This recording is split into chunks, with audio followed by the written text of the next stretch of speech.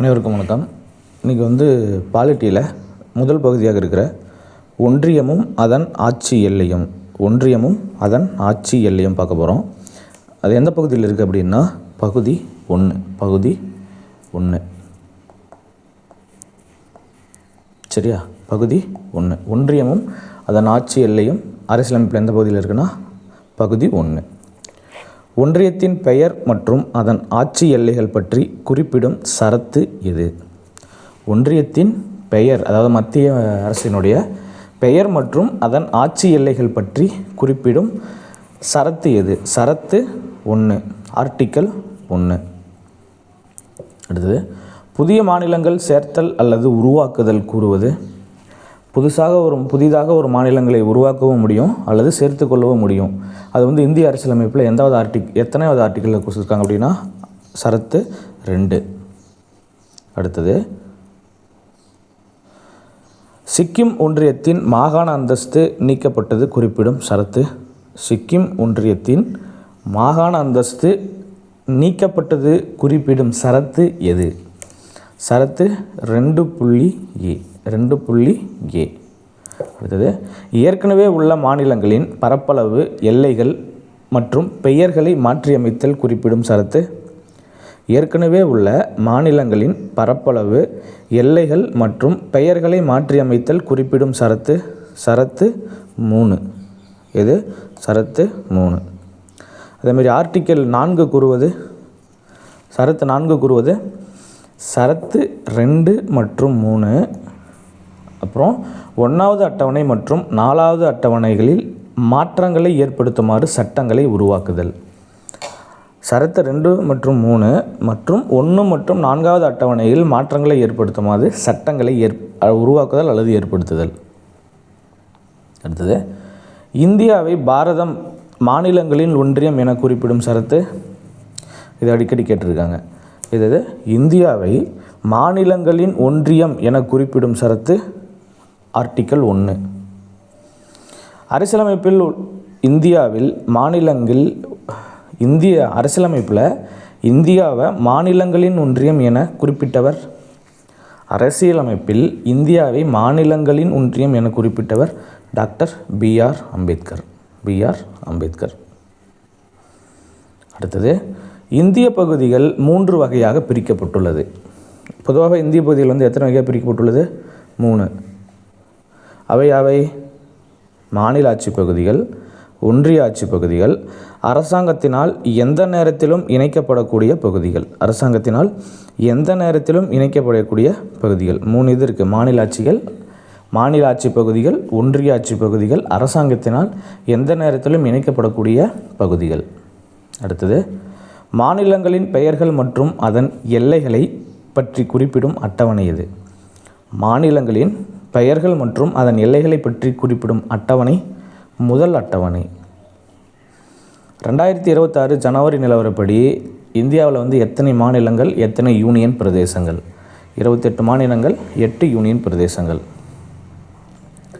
சரத்து 3 படி பாராளுமன்றம் பெற்றுள்ள அதிகாரம். சரத்து 3 படி பாராளுமன்றம் பெற்றுள்ள அதிகாரம் என்னென்ன? 1.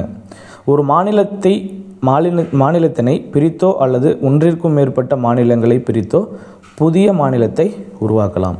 அடுத்தது, ஒரு மாநிலத்தின் பகுதியை மற்றொரு மாநிலத்தோடு இணைத்து புதிய மாநிலத்தை உருவாக்கலாம். அடுத்தது, ஒரு மாநிலத்தின் நிலப்பரப்பை அதிகரிக்கவோ குறைக்கவோ இயலும். எந்த ஒரு மாநிலத்தின் எல்லைகளையும் மாற்றலாம். எந்த ஒரு மாநிலத்தின் பெயரையும் மாற்றலாம். எந்த ஒரு மாநிலத்தையும் அதற்கான மாநில அந்தஸ்தை நீக்கி யூனியன் பிரதேசமாக மாற்றலாம். எந்த ஒரு யூனியன் பிரதேசத்தையும் மாநிலமாக மாற்றலாம். இதெல்லாம் எந்த சரத்தில் பாராளுமன்றத்துக்கு அதிகாரம் கொடுத்துருக்குன்னா சரத்து 3. அடுத்தது, 100வது சட்ட திருத்தம் எந்த வருடம்? 100வது சட்ட திருத்தம் 2015. 100வது சட்ட திருத்தத்தின்படி இந்தியா 101 பகுதிகள் வங்காளதேசத்திற்கு வழங்கியது மற்றும் வங்காளதேசத்திடம் 51 பகுதிகளை இந்தியா பெற்றது. 100வது சட்ட திருத்தம் எப்படின்னா 2015. அந்த 100வது சட்ட திருத்தத்துடைய அம்சம் என்ன அப்படின்னா, இந்தியா 111 பகுதிகளை வங்காளதேசத்திற்கு கொடுத்தோம். வங்காளதேசத்திடமிருந்து 51 பகுதிகளையும் இந்தியா இணைத்து கொண்டது. அடுத்தது, சுதேச அரசுகளை இணைக்கும் பொறுப்பை இந்திய அரசு யாரிடம் ஒப்படைத்தது? சுதேச அரசுகளை இணைக்கும் பொறுப்பை இந்திய அரசு யாரிடம் ஒப்படைத்தது? யாரிடம் அப்படின்னா சர்தார் வல்லபாய் பட்டேல். 1947 இந்தியாவுடன் இணைந்த சுதேச அரசுகள் எத்தனை? 562. 1947 இந்தியாவுடன் இணைய மறுத்த சுதேச அரசுகள் எத்தனை? அது யாவை? இந்தியாவுடன் இணைய மறுத்த சுதேச அரசுகள் மொத்தம் 3. அதில் காஷ்மீர், ஜூனாகத்து, ஹைதராபாத். காஷ்மீர், ஜூனாகத்து, ஹைதராபாத். அடுத்தது, ஹைதராபாத் இந்தியாவோடு எப்போது இணைக்கப்பட்டது? ஹைதராபாத் இந்தியாவோடு எப்பொழுது இணைக்கப்பட்டது? 1948 செப்டம்பர் 18. ஜூனாகத் எப்பொழுது இணைக்கப்பட்டது? ஜூனாகத் எப்பொழுது இணைக்கப்பட்டது? 1948 பிப்ரவரி 20. ஜம்மு காஷ்மீர் எப்பொழுது இணைவு? 1947 அக்டோபர் 26. இந்த 3 பிளேஸுமே என்ன ஆகும் அப்படின்னா 1947 சுதந்திரம் கிடைக்கிறப்ப ஒத்துக்க மாட்டாங்க. அதுக்கப்புறம் சில ஆக்கிரமிப்பு, போர் நடவடிக்கைகள் மூலியமாக வெளிநாட்டு இல்லை பக்கத்தில் பாகிஸ்தானில் சேர்த்துக்கிறது, அந்த மாதிரி ஏகப்பட்ட பிரச்சனைனால தான் சர்தார் வல்லபாய் பட்டேலை தொடர்பு கொண்டு அவங்களுக்கு முழு பாதுகாப்பும் கொடுத்து அதுக்கப்புறம் இந்தியாவோட இணைச்சிக்குவாங்க. இந்தியாவில் மொழிவாரி மாநில கோரிக்கை எப்பொழுது தொடங்கியது? இந்தியாவில் முதலாக மொழிவாரி மாநிலங்களும் மொழிக்கு முக்கியத்துவம் கொடுக்கப்பட்டது எப்போது ஸ்டார்ட் ஆச்சு அப்படின்னா 1920 இந்திய விடுதலை இயக்கங்கள் அதிகமாக ஒன்றிணையும் போது உருவானது. அடுத்தது, தார்குழு எப்பொழுது அமைக்கப்பட்டது? தார்குழு மொழி சம்பந்தமான தார்குழு எப்போ நியமிட்டோம்னா 1948 ஜூன் 17. இதில் எத்தனை பேர் இருந்தாங்க அப்படின்னா 3 ஆணையம். தார்குழு தலைவர், உறுப்பினர். தார்குழுவில் உறுப்பினர் தலைவர் யார் அப்படின்னா எஸ்கே தாரு. உறுப்பினர்கள் பன்னாலால் ஜகத் நாராயணன். அதே மாதிரி எந்தெந்த மாநிலங்கள் உருவாக்க ஆராய்தல். அந்த தார்குழு உருவாக்கினதுக்கப்புறம் அது முக்கியமாக எந்தெந்த மாநிலங்கள் உருவாவதற்காக மொழி பிரச்சனையாக இருந்தது, அது எது மாநிலங்கள் தனி மாநிலமாக உருவாக்கலாம் அல்லது புது மாநிலமாக மொழி அடிப்படையை வச்சு உருவாக்கலாம் அப்படின்னு ஆராய்ஞ்சாங்க. அப்படின்னா ஆந்திரா, கேரளம், கர்நாடகம், மகாராஷ்டிரம், இந்த 4 மாநிலங்களை தான் எஸ்கே தார்குழு ஆராய்ஞ்சது. தார்குழு அறிக்கை சமர்ப்பித்தது எப்பொழுது? தார்குழு அறிக்கை சமர்ப்பித்தது எப்பொழுது? 1948 டிசம்பர் 10. அடுத்தது, காங்கிரஸ் அமைத்த மொழிவாரி குழு எது? எஸ்கே தார்குழு அமைச்சிருப்பாங்க. அதனுடைய அறிக்கைகள் சிலது முரண்பாடாக இருந்திருக்கும். அப்படி இல்லைன்னா சரிவர இல்லாதனால அதுக்கப்புறமும் காங்கிரஸ் இந்தியா இது சுதந்திரத்துக்கு அப்போ யார் இருந்தாங்கன்னா காங்கிரஸ் தான் ஆட்சியில் இருந்தாங்க. அவங்க அமைச்ச குழு எது அப்படின்னா ஜேவிபி குழு. சரியா? யார் அப்படின்னா உறுப்பினர்கள் ஜவஹர்லால் நேரு, வல்லபாய் பட்டேல், பட்டாபி சீதாராமையா. அடுத்தது, ஜேவிபி குழு உருவாக்கப்பட்ட வருடம் 1948 டிசம்பர். ஜேவிபி குழு அறிக்கை சமர்ப்பித்த வருடம் 1949 ஏப்ரல் 1. 1948 December, 1949 April 1. ஆந்திரா தனி மாநிலமாக உருவாக உண்ணாவிரதம் இருந்தவர் யார்? ஆந்திரா தனி மாநிலமாக உருவாக உண்ணாவிரதம் இருந்தவர் யார் அப்படின்னா பொட்டி ஸ்ரீராமுலு. எப்போ உண்ணாவிரதம் ஆரம்பிக்கிறாரு? 1952 அக்டோபர் 19. எத்தனை நாள் உண்ணாவிரதம் இருக்கிறாரு? 58 நாட்கள். எப்போ இறந்து போயிடுறாரு அப்படின்னா 1952 டிசம்பர் 15. மொத்தம் 58 நாள் உண்ணாவிரதம் இருந்து செத்து போயிடுறாரு. யார்? பொட்டி ஸ்ரீராமுலு. அடுத்தது, ஆந்திர மாநிலம் உருவாக்கப்பட்ட நாள் 1953 அக்டோபர் 1. விடுதலைக்கு பின் முதலாக பிரிக்கப்பட்ட மொழிவாரி மாநிலம். இதுக்கு அடிக்கடி கேட்பாங்க. விடுதலைக்கு பின் முதலாக உருவாக்கப்பட்ட அல்லது பிரிக்கப்பட்ட மொழிவாரி மாநிலம் ஆந்திரா. பசல் அலி குழு உருவாக்கப்பட்ட ஆண்டு 1953 டிசம்பர். பசல் அலி குழு ஆணையங்கள் தலைவர் மற்றும் உறுப்பினர்கள் யார் அப்படின்னா பசல் அலி, KM பணிக்கர் மற்றும் HN குன்ஸ்ரு. பசல் அலி, KM பணிக்கர் மற்றும் HN குன்ஸ்ரு. பசல் அலி அறிக்கை நடைமுறைக்கு வந்தது 1956 நவம்பர் 1. 1956 நவம்பர் 1. மாநில மறுசீரமைப்பு சட்டம் கொண்டு வரப்பட்ட ஆண்டு. மாநில மறுசீரமைப்பு சட்டம் கொண்டு வரப்பட்ட ஆண்டு 1956 நவம்பர் 1. 1956 நவம்பர் 1. 7வது சட்டத்திருத்த ஆண்டு எது? 7வது சட்டத்திருத்த ஆண்டு 1956. 1956க்கு பிறகு உருவாக்கப்பட்ட மாநிலங்கள் எது?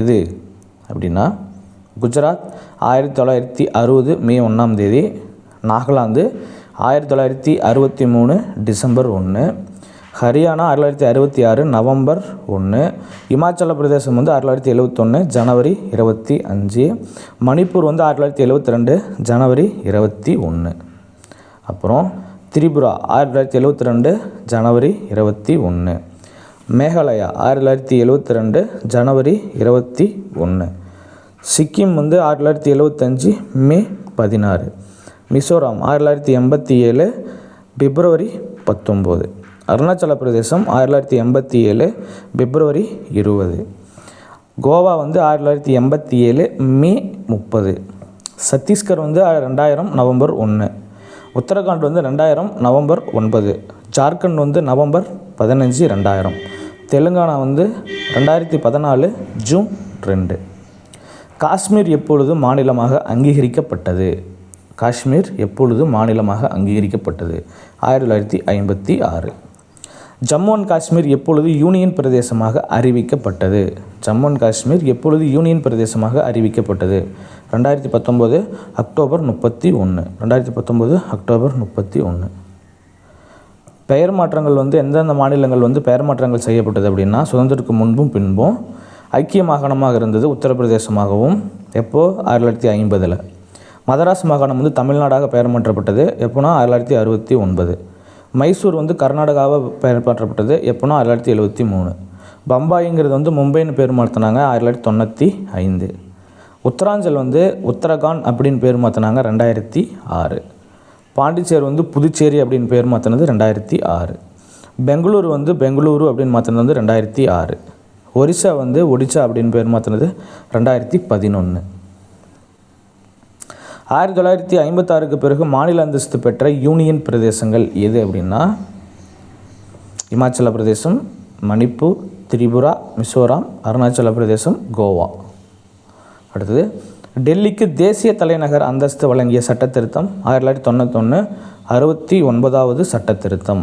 இது அடிக்கடி கேட்கக்கூடிய விஷயம். டெல்லிக்கு தேசிய தலைநகர் அந்தஸ்து வழங்கிய சட்டத்திருத்தம் 1991 69வது சட்டத்திருத்தம்.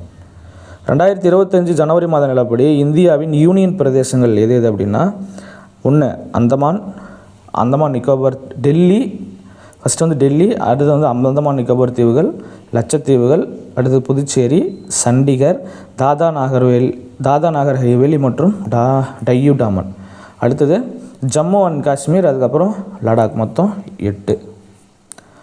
தாதா நாகர் ஹவேலி மற்றும் டையூ டாமன் ஒரே நிறுவனமாக ஆன நாள் அதாவது ஒன்றா இணைக்கிச்சிட்டாங்க. எப்போ அப்படின்னா 2020 ஜனவரி 26.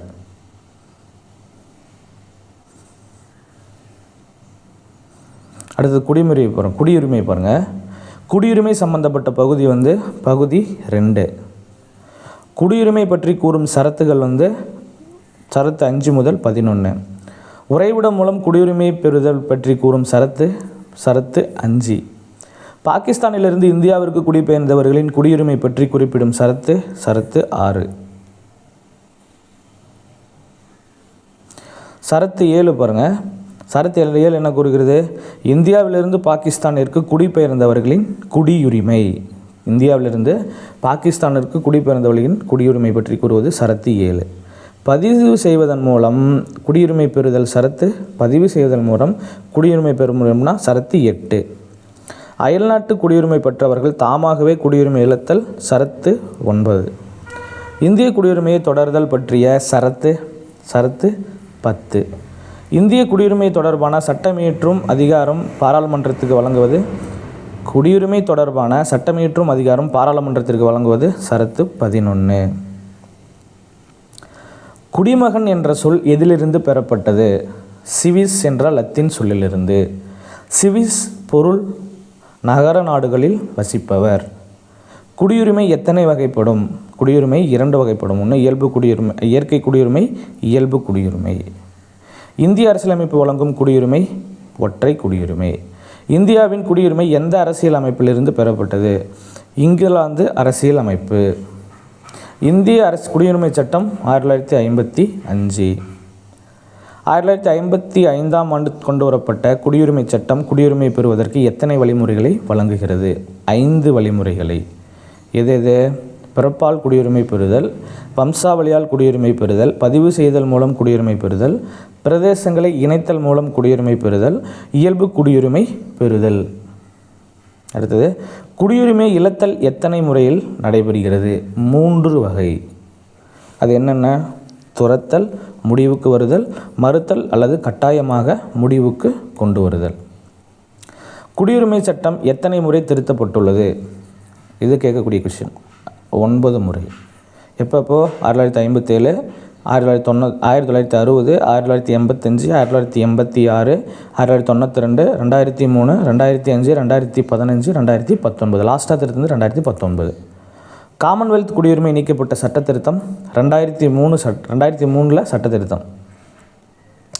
குடியுரிமை திருத்த சட்டம் 2003 படி யாருடைய பரிந்துரை அப்படின்னா LMV சிங்வி. குடியுரிமை திருத்த சட்டம் 2003 கொண்டு வந்தது யாருடைய பரிந்துரையின் பேர்லாம்? LMV சிங்வி. ஒன்றிய அரசும் அதனுடைய பகுதி ஆட்சி எல்லை பகுதியிலும் பார்த்தோம். அதுக்கப்புறம் குடியுரிமை பார்த்தோம். சில முக்கியமான வினாக்கள் பார்த்துருக்கோம். சரிங்களா? தேங்க்யூ.